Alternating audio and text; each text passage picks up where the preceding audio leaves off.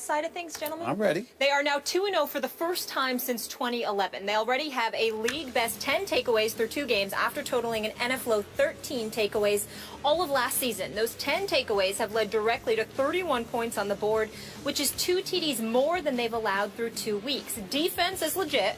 Brandon Marshall, Eric Decker putting in work. Stephen A., how far does Gangrene go? I got to tell you something. I have them as my wild card going to the playoffs, and I'll stick to that. I'm still not overly impressed with the Jets' offense. I need to see more. Whether it's Chris Ivory or somebody else running with the football, they just need to do a better job. As I'm looking at this right now, I'm seeing a running game that's essentially, I mean, what did they do here? You got a running game where their leading rusher was 57 yards. It's more than 4 yards a carry in Chris Ivory, but nevertheless, I need to see more from their running game. I hope Eric Decker is healthy because he was playing well before he got hurt, but it doesn't look good, doesn't sound good. Brandon Marshall's the #1 receiver in this league. He's a stud, and what I love about him most is that he's best when the bright lights are on. He's one of those guys that the more the lights shine, the bigger the moment, the more he shows up. And so I just think that's a beautiful, beautiful thing.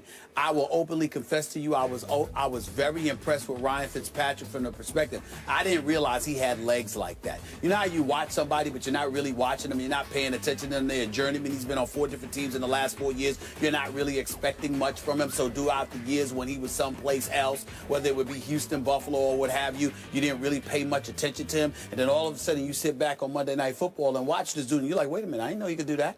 And that's how I looked at Ryan Fitzpatrick. I didn't know that he could run the football the way that he was running the football. So I give him a lot of credit for that. He still needs some work on the deep throws. One accurate, he was just throwing it up there, hoping that Brandon Marshall would go get it. That was a bit problematic. So on the offensive side of the ball, I still think they got a ways to go when you consider the way that the Colts were decimated in their secondary in terms of their 4 corners being out, in terms of having somebody from the practice squad in your lineup, not really having a lethal pass rush.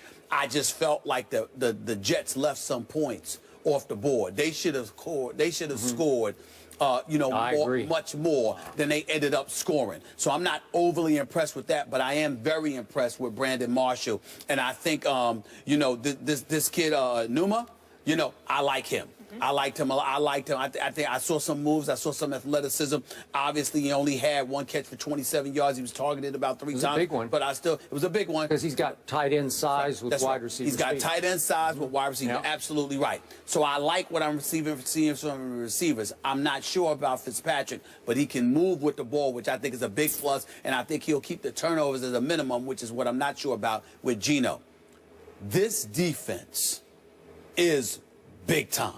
First of all, you got Revis. You got Cromartie out there, who I spoke to yesterday, and I was like, what the hell are you playing for? Why are you even playing? Sit down. You're like, man, I'm ready to go. My teammates need me. I need them. I'm going. I'm ready to go. I said, all right. But I looked at him, and I said, this guy is out there with Revis, and this dude scream. Oh, I like him a lot. And Pryor was up in there, Gilchrist at your free safety, and then Muhammad Wilkinson was all over the place. Keep in mind that you've got pressure on Andrew Luck all night long, and you didn't even have Sheldon Richardson, who, by the way, the league has not reacted on the whole speeding issue where he was going 143 miles an hour in his Bentley with a 12-year-old in the back seat. They haven't even addressed that yet.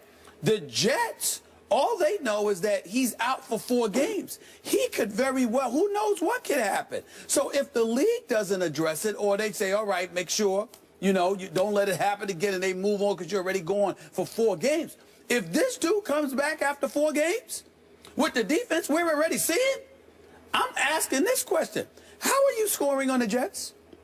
I'd really, really like to know that, because they can get pressure on you and the secondary can lock you down. How are you scoring on these New York Jets? I don't know the answer to that question. So for me, when I look at the Jets, I'm very their defense is elite.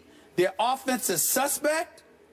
It's a question mark, but I still think they're a team to watch to make the playoffs. I'm going to stick with them as my wild card. Are they a threat to win the conference? I think anytime you have an elite defense, you're a threat. And I'll tell you why. Much respect to Trent Dilfer for bringing up this point. That's how he won a Super Bowl. He sat up there, you know, didn't make mistakes, wasn't spectacular, but did his job, didn't make mistakes, and left it to his defense.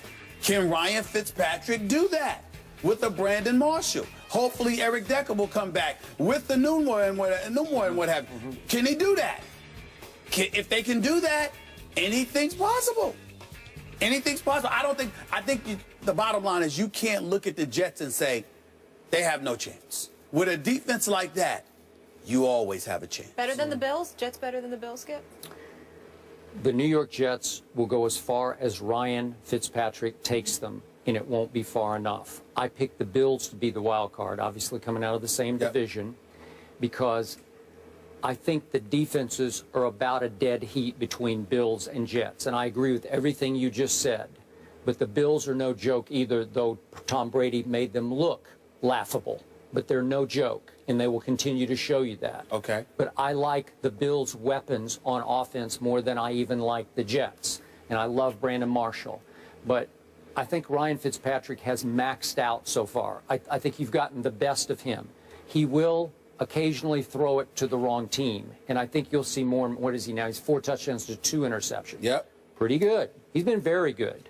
Better than I thought he would be. He's capable of doing that because he started so many. What's he up to? I've lost track now. It's like 75 starts in the NFL. Okay. That's a lot of game experience. So I think they went with the right guy. I would take him over Geno just to at some point become that game manager that you need, as you talked about. But in the end, Tyrod Taylor with Sammy Watkins and LaShawn and, you know, all the rest of them, they put up 32 on Belichick's defense. That was impressive to me. They almost got back in that game. They are explosive on offense, and the Jets will never be accused of being explosive on offense. Just to get to your point to help you out here, Ryan Fitzpatrick has 91 starts. 91 starts. Career. He's 35, 55. And 1. Okay. He's been with a lot of bad teams. He had a couple of nice little runs. He had a good run in Buffalo under Chan Gailey for a while. Then he got his big contract, and he didn't have such a good run. Yep. Okay. He's capable, but is he capable of doing it when it really matters? I'm going to give a slight edge to the Bills, and I'm going to say that the Jets just missed the playoffs. More like 9-7 to 10-6. Okay. All right. Well, I guess for me, I just look at the New York Jets from the perspective of what is their schedule going to be, who they're playing up against. We know they've got Miami. We know they've got Buffalo. We know they have New England. Twice. So it's going to be twice. So it's going to be pretty tough for them to compete against They've got a people. late at Dallas on a Saturday night. I will tell you this. They got a game coming up this weekend against the Philadelphia Eagles, which we will talk about later. I kind of like the Jets. I reserve the right to change my mind, but I kind of like that. I kind of like the thought of those dudes going after Sam Bradford. Yeah. What you going to do? I do too. We'll see. You guys mentioned RG3 earlier. He's back in the news. Reports out of D.C. say RG3 is not on speaking terms with Kirk Cousins. They can't even be in the same room together. He responds to the reports after the break. We'll get into it.